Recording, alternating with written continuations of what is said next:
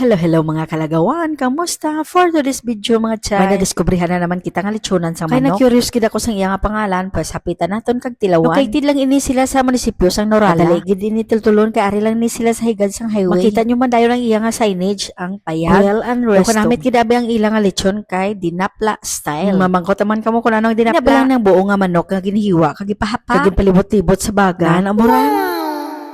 Diba, bisan ikaw nga nagatanaw daw ka panagitlong ka sang laway mo. Pag naghalin ikaw sa Coronadal, nga diri ikaw maagi sa Norala, right side lang ni siya. Pero kung maghalin ka naman sa Colombo, pa Coronadal, left side naman ini siya. Charo, hindi nyo na matultulan. Kaganami lang kung daw dinapla style, kay maluto, gid siya tanan asta sa sulod. May ara abi iban, batok na sa gawas, baw ang sulod, kadugo-dugo. Tapos pagawas namon, may nagabaligya man ni. Salot gali diri sa kay kuya nga nagabaligya man ni. Bisan sa kabudlay sa iya sitwasyon, gid nin tawo ng pobre nga maka-income. Hindi para sa iban dira, magsigi pa ngayo-ngayo lang, mas baskog pa ilang nga lawas kaysa ilang nga ginapangayuan. Makita nyo gali si kuya, bakla nyo man sa iya nga baligya nga mani. Every agi ko diri sa Norala, ginatanaw ko gani ilang nga rambol. Ginaisip ko kung din sila nagkuha sang binhi. Tanawan nyo bala, kadagko gid sang pasi sang bugas nila.